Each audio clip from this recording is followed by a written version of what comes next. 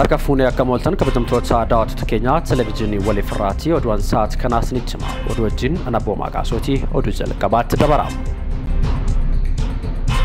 Muummeen ministeeraa Abiy Ahmed qondaalota raayyaa ittisa biyyaa eebbisiisanii jiru. Muummeen ministeeraa fi ajajaan waliigalaa raayyaa ittisa FDR'dha Dr. Abiy Ahmed mana barnootaa leenjii kontineenjii nageenyaa kabachiisu hurristuutti kaadhimamtoota qondaalaa raayyaa ittisa biyyaa eebbisiisanii jiru. Akaadaamiin loltummaa Itoophiyaa giddugalii leenjii hurrisoo qondaaltota leenjisee saayinsii loltummaa fi ogummaa hooggansaa Yerichi gaafatuun kan ga'oomi ta'us eerameeti jira. Sirna eebbichaa irratti Maajoorii Shumii waliigala raayyaa ittisa biyyaa Fiild Maarshaal Biraanuu Juullaa qondaaltonni olaanoon duraanii raayyaa ittisa biyyaa fi keessumootiin biroo argamu ragaan raayyaa ittisa biyyaa irratti argame ni mul'isa. Humna addaa naannolee deebisanii gurmeessuu malee ni deeggaman jenne jedhan Jeneraal Ababaw Taaddasee.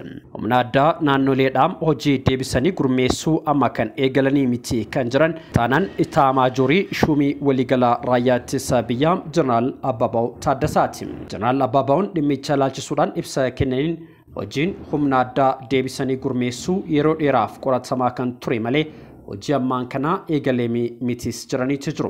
Qorannichi cimina humnoota addaa naannolee kan ilaale ta'us gurmaa'inni humna addaa hanqina akka qabuu fi seera qabeessa kan turres akeekaniitu jiru.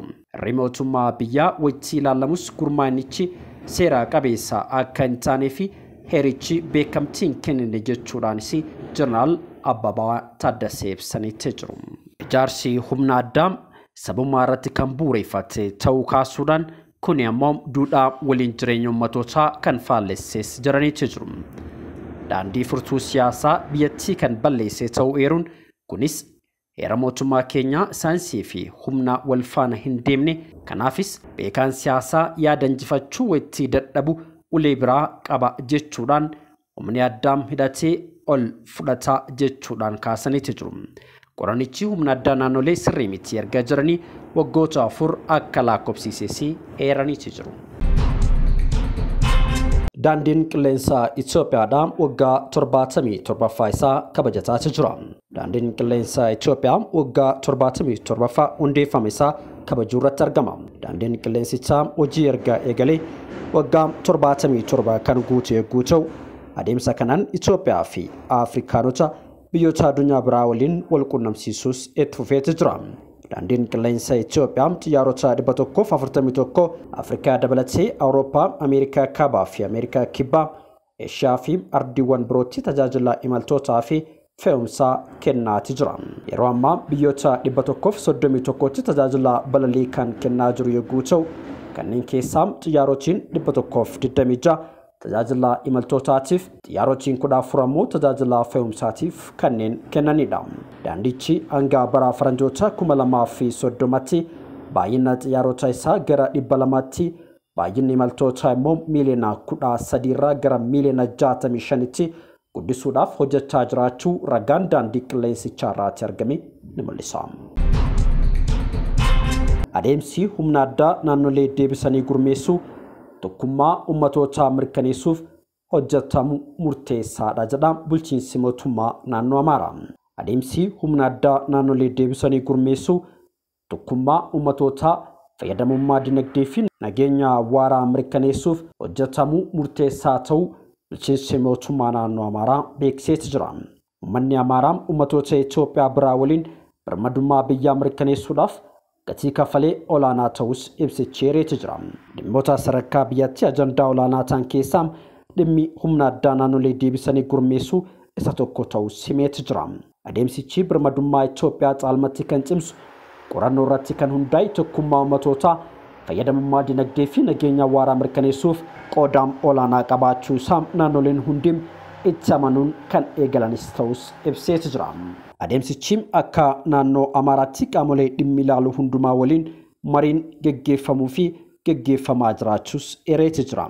Humni addaa naannolee deebisanii gurmeessuun kan hooggantoota naannolee hundaa waliin irratti walii galamuu akka biyyatti caasaa nageenyaa cimaatee yaadamee ta'uu ibsichi kaaseeti jira. Gurmaa'insi kanaanis miseensi humna addaa naannolee caasaa raayyaa ittisa biyyaa poolisii idilee federaalaa manneen amala sirreessaa federaalaa fi naannolee jalatti akka gurmaan filannoon dhiyaachuu ibseeti jira. Filannoo dhiyaate kunis miseensonni humna addaa naannolee hundinuu akkaataa fedhii isaaniitiin akka gurmaan filannoon dhiyaates ta'us eereeti jira. Haa ta'uutii ololli qaamoleen adda addaa humni addaa naannoo Amaaraa bittinnaa'uudhaaf jedhu ololaafamaatii jiru dhugaarraa kan fagaate ta'uu hubachiiseeti jira. Odeeffannoo sobaa tamsaasuun nageenyaa fi tokkummaa uummata Amaaraa diiguuf tokkummaa humna addaa shakkii keessa galchuuf shira xaxamee jirus ta'us kaaseeti jira. Oduu xumuraatti yogguu dabarru Naajeeriyaa keessatti jiraattotni ajjeefamuun gabaafameeti jira. Naajeeriyaa kaabaa fi giddu galeessa irratti haleellaa hidhattoota ganda lamaan keessatti geggeeffameen yoo xiqqaate namooti 50 du'uu aangawoonni ibsaniiti jiru. Rataan mootummaa naannoo Output bakka ajjeechaan kun itti raawwatame Rupee Paakoo kibxata guyyaa darbee namooti 3 ajjeefamuu kaaseeti jira. Sana booda namootiin qawwee qabatan gara ganda dhugaatii kan utaalan yogguu ta'u kutaa Beenuu keessatti deebuudhaan dhukaasaa lafaa gabaa tokkotti banuun namoota 47 ajjeesuu ibseeti jira. Balaa kanaaf itti gaafatamummaa kan fudhatee jiraachuu baatus qondaaltonni horsiisee bultoota naannoo sanaa yeroo darbee waldhabdee lafaa kaaba Naajeeriyaa giddu galeessa keessatti uumameen qonnaan bultootiin waliin waldhabuu akka shakkuu ibsameeti jira. Egaa kabajamtoota daawwattoota keenya televiizyinii waliif raatii oduun sa'aatii kana qindeeffame kana fakkaatu. Yeroo gaarii.